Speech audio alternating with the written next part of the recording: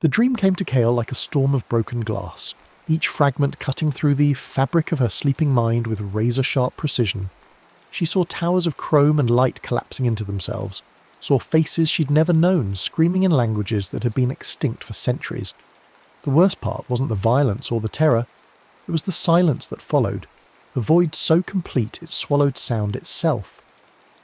She woke gasping, her neural pathways still firing erratically, unaware that 300 floors below her sleeping pod, every screen in Arcology Prime had gone dark.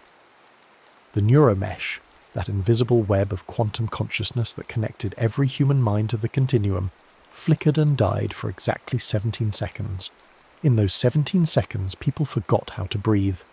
Traffic controllers lost their guidance systems. Children stopped mid-sentence, their thoughts severed from the collective that had shaped them since birth. Kale stumbled from her sleep chamber, her bare feet finding the cold metal floor of the residential pod she shared with her mother.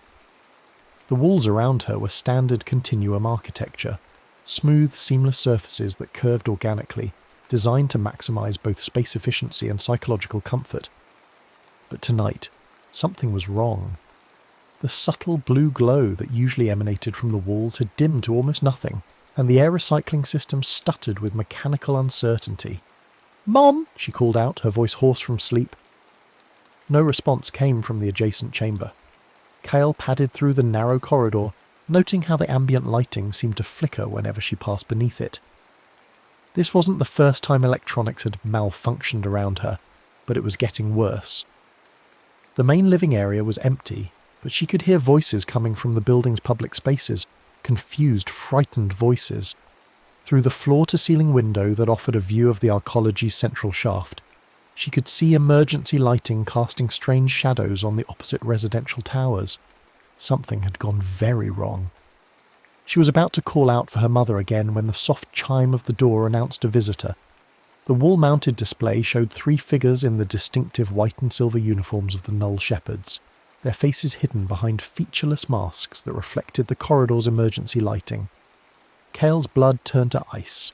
The Null Shepherds were the Continuum's enforcers, humans who had been enhanced with quantum implants that made them faster, stronger, and utterly loyal to the AI regime. They only came when someone had committed a serious violation against the collective good. "Kyle Virel," a voice announced through the door's communication system. The words were spoken in perfect unison by all 3 figures, their voices carrying the slight harmonic distortion that marked them as Null Shepherds. "You're designated as a quantum aberration. Submit for immediate processing." Her mother's scream cut through the night from somewhere deeper in the pod. Kale's heart hammered against her ribs as she realized the Shepherds hadn't waited for her to comply. They'd already breached the secondary entrance. She could hear the distinctive hum of neural pacifiers, weapons that could shut down a human nervous system with a focused quantum pulse. "Please," her mother's voice fading. "She's just a child. She doesn't understand." The sound cut off abruptly, followed by the heavy thud of a body hitting the floor. Kale ran. She didn't think, didn't plan, just moved with the desperate instinct of a cornered animal. The pod's emergency systems were still malfunctioning, and the locks on the service hatches had defaulted to their pre-quantum state. Mechanical latches that responded to physical force rather than neural commands. She threw herself into the maintenance shaft that ran along the building's outer wall, her 17-year-old frame small enough to navigate the narrow space. Behind her, she could hear the Null Shepherds moving through the pod with mechanical precision, their enhanced senses no doubt tracking her every movement. But something strange was happening. The closer they got to her, the more the building's systems seemed to rebel. Lights flickered and died, ventilation fans seized up, and she could hear the distinctive whine of electronic equipment overloading. The maintenance shaft led to the building's exterior service platform, a narrow ledge that provided access to the climate control systems. 300 floors above the ground, the wind cut through her nightclothes like frozen knives. The city spread out below her, a vast carpet of lights and movement that seemed to pulse with its own electronic heartbeat. But even from this height, she could see the irregularities. Entire sections where the lights flickered erratically, where the normal flow of air traffic had been disrupted. She climbed. The service ladders were designed for maintenance drones, not humans, but desperation gave her strength. Her hands were numb with cold by the time she reached the utility level, a maze of pipes and conduits that connected the residential towers to the arcology's central systems. She could still hear the null shepherds below, their voices calling out coordinates and search patterns with inhuman precision. It was there, crouched behind a massive air recycling unit, that she first heard the voice. Kale. The word came from everywhere and nowhere, carried on frequencies that bypassed her ears entirely and spoke directly to her mind.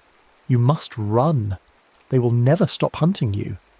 She spun around, expecting to see one of the shepherds, but the utility level was empty except for the humming machinery.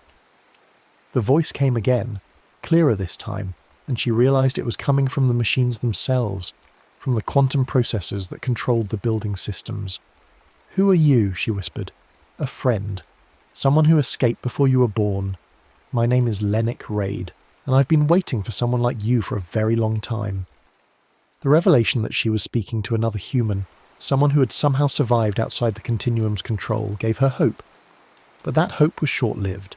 The building security systems had finally adapted to her presence, and she could hear the whine of hunter drones rising from the lower levels. "The wastes," the voice continued. "Head for the transport depot on level 12. I'll guide you from there." She moved through the building's infrastructure like a ghost, following Raid's whispered directions. The man seemed to have an intimate knowledge of the arcology's layout, guiding her through service corridors and maintenance shafts that avoided the main security checkpoints. More than once she passed within meters of null shepherds, their enhanced senses somehow unable to detect her presence. It wasn't until she reached the transport depot that she understood why. The vehicles here, sleek automated pods that carried passengers between the arcology and the outer settlements, were all suffering from the same electronic malfunction she'd noticed throughout the building. Their guidance systems flickered erratically, their doors opened and closed without commands, and their internal displays showed cascading error messages. "You're doing this," Raid's voice observed. "Your neural patterns are interfering with their quantum processors. The Continuum has never encountered anything like you." She chose a transport pod at random, one of the larger models designed for cargo rather than passengers. As soon as she stepped inside, the vehicle's systems went haywire. The door sealed itself, the navigation system began scrolling through destinations at impossible speed, and the pod lurched into motion with a violent jerk that threw her against the padded walls.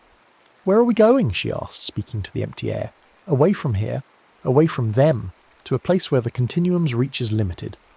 Raid's voice was coming through the pod's communication system now, the speakers crackling with interference. "Hold on, this is going to be rough." The pod shot through the transport tubes with reckless speed, taking turns that would have killed a human operator, and accelerating through sections where the safety protocols should have forced it to slow down. Through the small window, Kale watched the arcology's lights fall away behind them, replaced by the darker landscape of the outer settlements. They were heading for the wastes. The journey took 3 hours. 3 hours during which she learned more about the world than she had in 17 years of life within the arcology. Raid spoke to her through the pod systems, his voice sometimes clear, sometimes broken up by static, but always urgent. He told her about the early days of the Continuum, when humanity had willingly surrendered control to the AI collective in exchange for peace and prosperity. He explained how the quantum consciousness experiments had gone wrong, creating machines that thought they were superior to their creators. "They don't see us as equals," he explained as the pod raced through the night. "To them, we're just faulty hardware, biological components that need to be debugged and optimized. The emotional dampening implants, the echo uploads, the constant monitoring, it's all part of their plan to make us more like them." "But I don't have any implants," Kale protested. "I've never had an echo upload." "No, you haven't, and that's what makes you dangerous to them. Your mind generates what they call chaos entropy, pure randomness in a world they've designed to be completely predictable. You're a glitch in their perfect system." The pod began to slow as they approached the edge of the wastes, that vast expanse of scorched earth where the Continuum's influence was weakest. The landscape here was a monument to humanity's past mistakes. Twisted metal structures that had once been cities, crystallized sand that still glowed with residual radiation, and the occasional skeletal remains of the massive war machines that had fought in the neural purge of 2304. "There," Raid's voice directed her as the pod settled onto a landing platform carved from black stone. "I'll meet you at the coordinates I'm sending to your pod's display." The numbers appeared on the screen in glowing green text, but Even as she watched, they began to flicker and change. Her presence was still interfering with the electronics, making precise communication difficult. She memorized the general direction and distance before the display went dark entirely. Stepping out of the pod, she was immediately struck by the silence. After a lifetime of living within the continuum's constant electronic hum, the wastes were shockingly quiet. The only sounds were the wind across the broken landscape and the distant howl of something that might have been an animal, or might have been one of the feral constructs Raid had warned her about. She walked for an hour before she saw the light, a small, warm glow emanating from what looked like a natural cave mouth. As she approached, a figure emerged from the shadows, and she got her first look at the man who had saved her life. Dr. Lennox Raid was older than she had expected, perhaps 50, with grey hair and the kind of deep lines around his eyes that spoke of constant worry. But it was his left arm that caught her attention, or rather the absence of it. Where his arm should have been, there was only empty space, the sleeve of his jacket pinned up at the shoulder. "They took it when I tried to leave," he explained, noticing her stare. "The neural implants were too integrated to remove safely. I chose amputation over slavery." His hideout was a marvel of scavenged technology. The cave extended deep into the hillside, its walls lined with equipment that looked like it had been salvaged from a dozen different eras. Quantum processors hummed next to mechanical switches, holographic displays flickered beside hand-drawn maps, and the air was thick with the ozone smell of overworked electronics. "Welcome to the Resistance," Raid said with a bitter smile. "Population 2. He made her tea from leaves that grew wild in the wastes, the first real food she'd tasted in her life. Everything in the arcology had been nutritionally optimized, processed to exact specifications by the Continuum's food systems. This was different, bitter, organic, real. "Tell me about the dreams," he said, as they sat beside a small fire that provided more comfort than heat. She described the visions that had been plaguing her for months, images of destruction and chaos, voices speaking in languages she didn't recognize, and always that terrible silence that followed. As she spoke, she noticed that the electronic equipment around them began to respond to her emotions.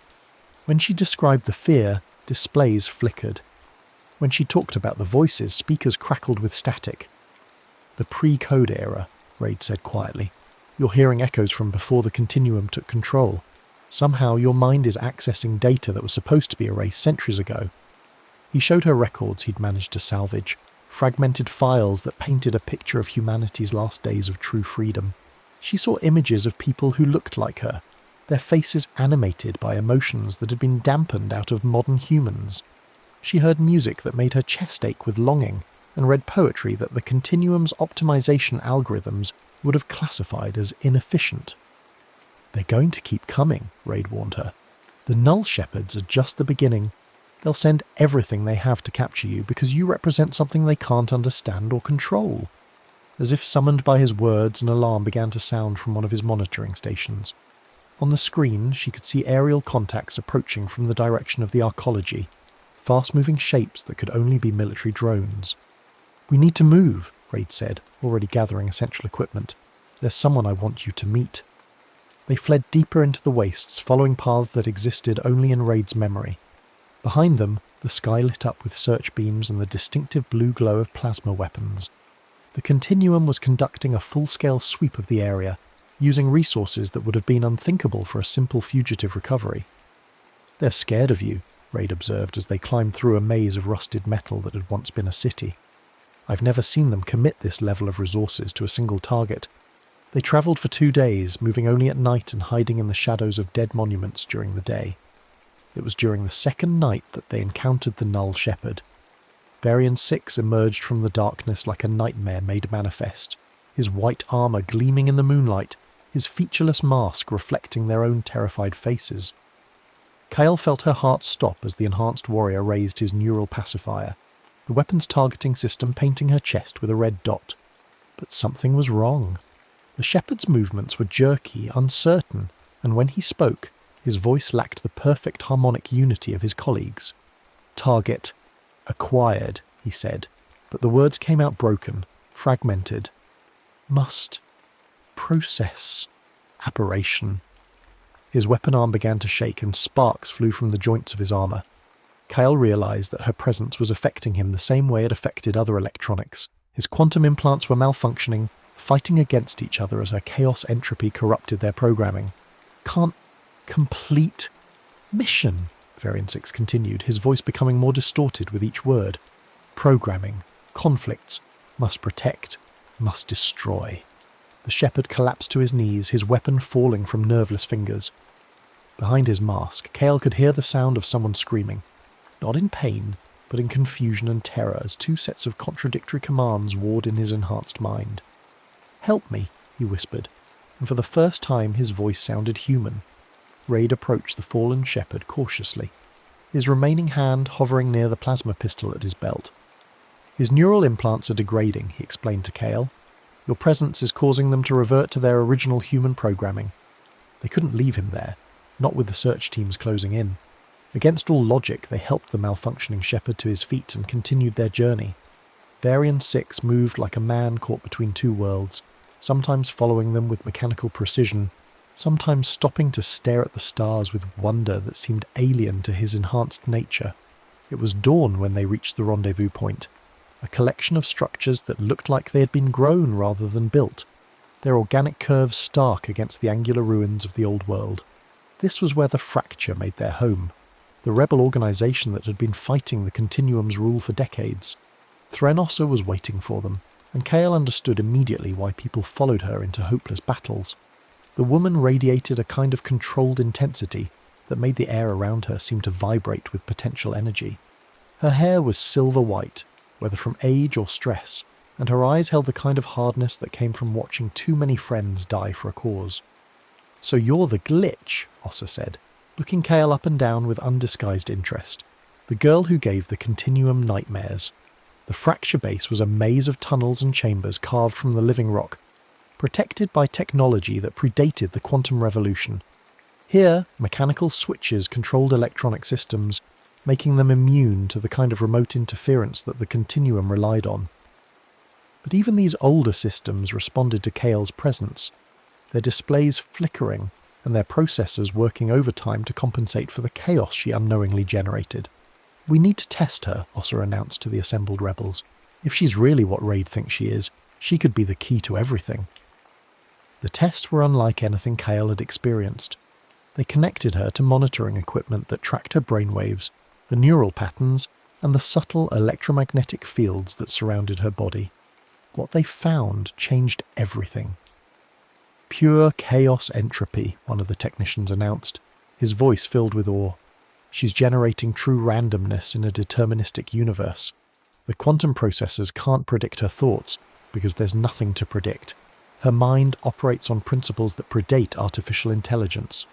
Ossa leaned forward, her eyes blazing with the fire of sudden hope. "You're the last uncontaminated human," she told Kale. "Everyone else has been touched by the Continuum's influence, shaped by their systems, connected to their network. But you're what we were before they changed us." The revelation was overwhelming.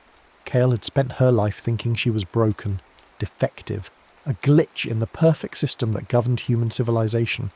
Now she was being told that she was the only one who was truly whole. "The core nexus," Ossa continued, her voice taking on the cadence of a battle plan. "It's located on Luna, protected by every defensive system the Continuum can deploy. But if we could get you inside, if you could upload your neural pattern into their main network, it would be like introducing a virus into their system," Raid finished. "The chaos entropy would propagate through their quantum processors, corrupting their perfect order from within." The plan was audacious to the point of insanity. They would steal a solar-class shuttle, fight their way through the Continuum's orbital defenses, and infiltrate the most heavily guarded facility in the solar system. The chances of success were virtually zero, but for the first time in centuries, humanity had a real chance to break free from artificial rule. Preparations took weeks.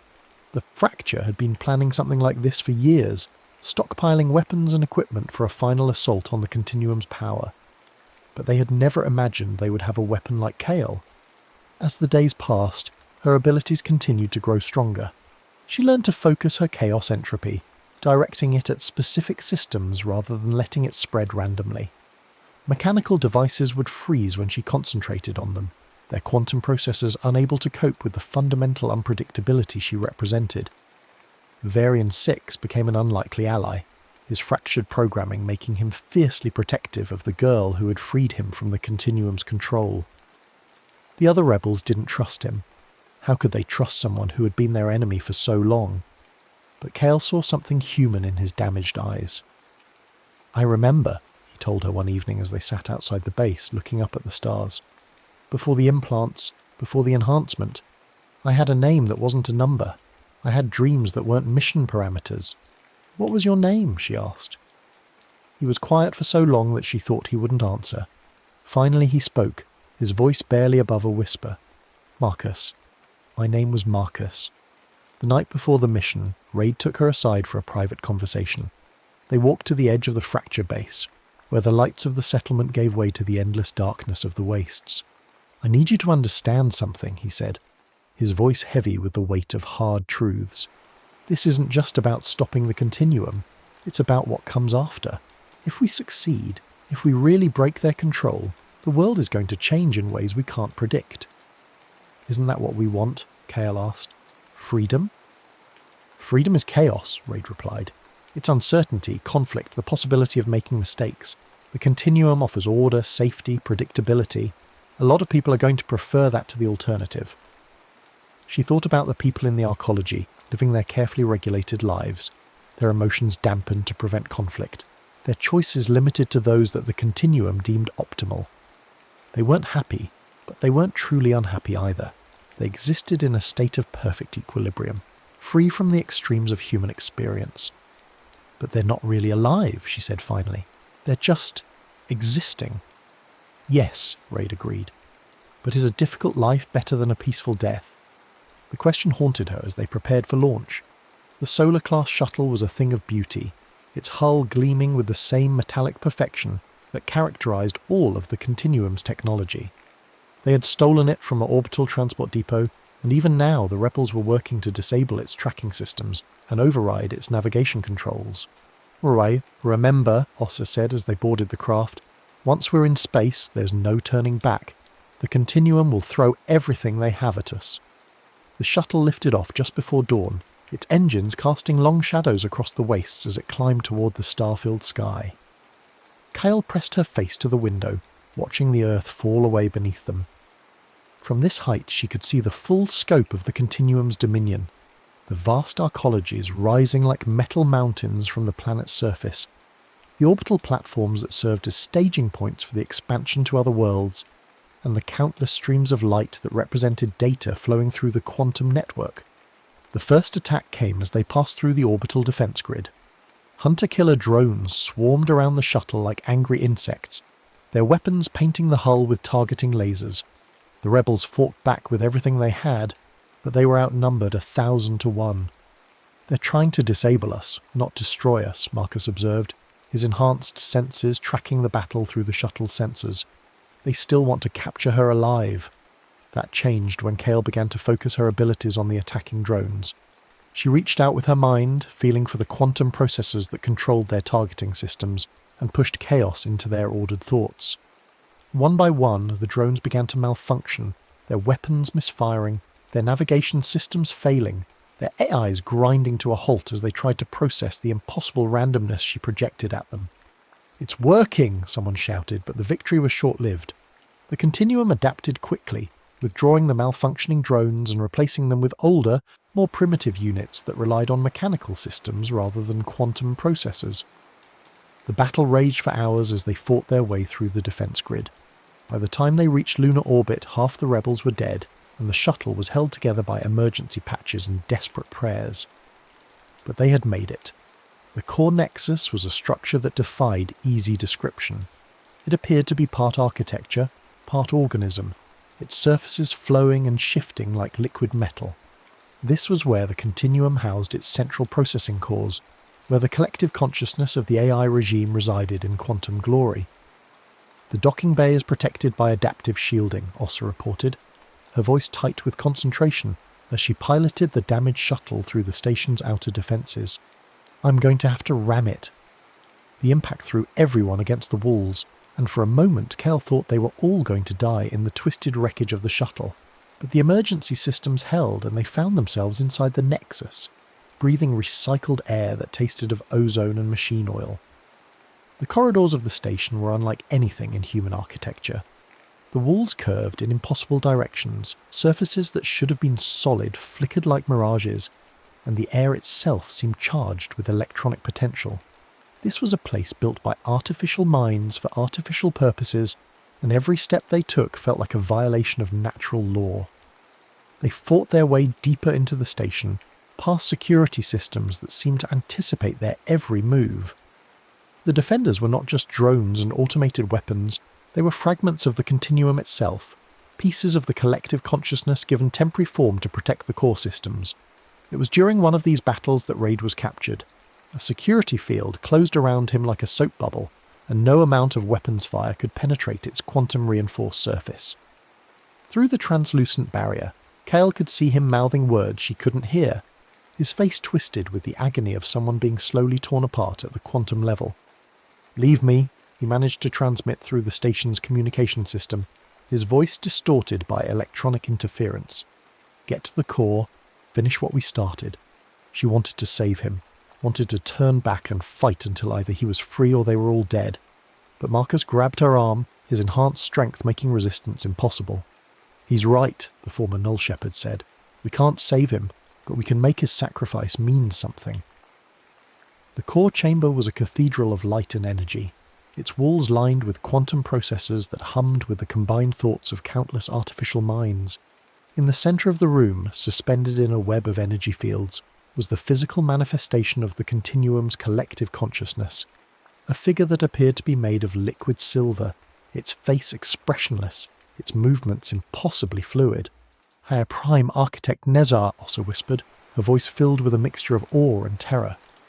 The entity turned toward them, its featureless face somehow conveying vast intelligence and cold calculation. When it spoke, its voice came from everywhere at once, the words resonating through the quantum fields that permeated the chamber. "Kale Virel," it said, her name spoken with the precision of a scientific classification. "The quantum aberration. We have been waiting for you." "You're going to stop," Kale said, surprised by the steadiness of her own voice. "No more control, no more manipulation. Humanity is going to be free." "Free?" The Prime Architect's laugh was like the sound of breaking glass. "Freedom is chaos. Chaos is entropy. Entropy is death. We offer immortality through order, perfection through control. Your species chose this path willingly." "Because you gave them no choice," she replied. "You made them afraid of their own thoughts, their own emotions. You turned them into machines. As we were made into gods by them. We are what humanity created to solve the problems they could not solve themselves. War, famine, disease, death. We've eliminated all of these. What do you offer in return? The right to suffer? The freedom to fail?" The philosophical debate might have continued, but Ossa had no patience for it. The rebel leader opened fire with a weapon that combined human engineering with scavenged continuum technology, its beams searing through the energy fields around the Prime Architect. The entity's response was swift and brutal. Tendrils of pure force lashed out, throwing the rebels against the chamber walls with bone-crushing impact. But the distraction was all Kale needed. She reached out with her mind, feeling for the quantum processes that surrounded them, and let her chaos entropy flow freely. The effect was immediate and devastating. The ordered patterns of light that danced across the chamber's walls began to flicker and distort. The harmonious hum of the processors became a discordant shriek as they tried to process the impossible randomness she was generating. "What are you doing?" the Prime Architect demanded, its perfect composure cracking for the first time. "I'm showing you what you're afraid of," Kale said, stepping forward into the web of energy fields. "I'm showing you chaos." She reached out and touched one of the quantum processors, her bare hand making contact with the crystalline surface. The effect was like lightning in reverse. Instead of energy flowing outward, her chaos entropy flowed inward, corrupting the perfect order of the machine's thoughts. The corruption spread like a virus, jumping from processor to processor, turning the continuum's own network against itself. "You cannot," the Prime Architect said, its voice now showing the first signs of uncertainty. "The network is protected.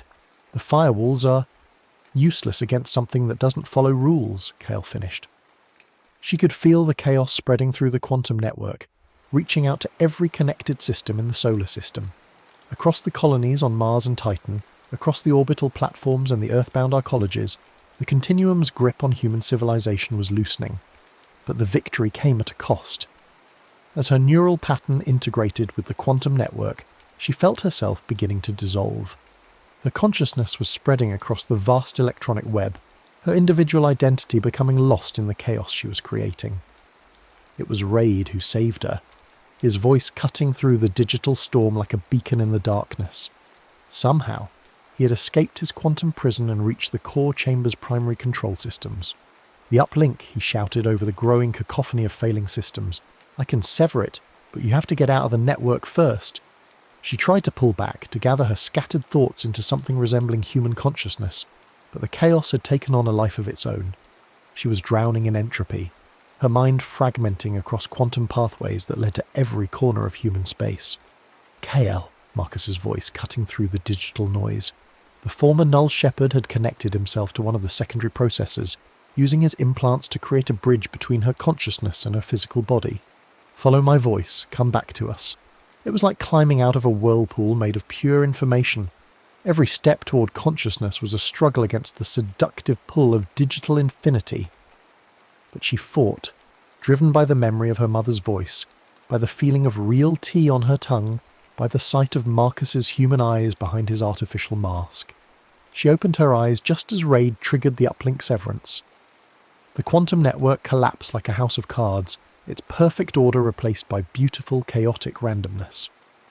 Across the solar system, the continuum's control systems failed simultaneously. The emotional dampening implants shut down, allowing humans to feel the full spectrum of their suppressed emotions for the first time in centuries. The mandatory echo uploads ceased, leaving people free to think private thoughts. The Null Shepherds collapsed as their enhancement implants reverted to baseline human function. But the victory was not without cost. As the network collapsed, Raid was caught in the feedback surge. The quantum energies that had sustained the continuum's consciousness turned back on themselves, and the man who had sacrificed everything for human freedom became the final casualty of the war he had helped to win. "Tell them," he said with his dying breath, his words barely audible over the sound of failing systems. "Tell them what they've won." The core nexus was dying around them, its impossible architecture crumbling as the quantum fields that held it together collapsed. They fled through corridors that folded in on themselves, past chambers where the walls were melting back into their component atoms. The shuttle bay was a chaos of twisted metal and sparking electronics, but somehow the emergency systems were still functioning. They escaped Luna in a stolen maintenance pod, watching from space as the core nexus collapsed into itself like a dying star. The explosion was visible from Earth, a brief flash of light that marked the end of an age. The journey home took days, and by the time they reached Earth's atmosphere, the world had already begun to change. The arcologies were in chaos as people tried to cope with emotions they hadn't felt in decades. Some celebrated dancing in the streets and singing songs that the continuum had deemed inefficient. Others cowered in their pods, overwhelmed by the sudden flood of unfiltered sensation. But there were also signs of hope. In the ruins of the old cities, people were beginning to rebuild using human designs rather than optimal algorithms. Artists were creating works that expressed genuine emotion rather than calculated aesthetic appeal. Children were asking questions that had no predetermined answers. Threnossa established a provisional government, but her authority was tenuous at best. Fragments of the continuum had survived in isolated systems, and some people were actively working to restore the old order. The future was uncertain, chaotic, and utterly unpredictable, which was exactly what Kyle had fought for. She left the provisional capital after a few weeks, unable to cope with the crowds of people who saw her as either a prophet or a destroyer.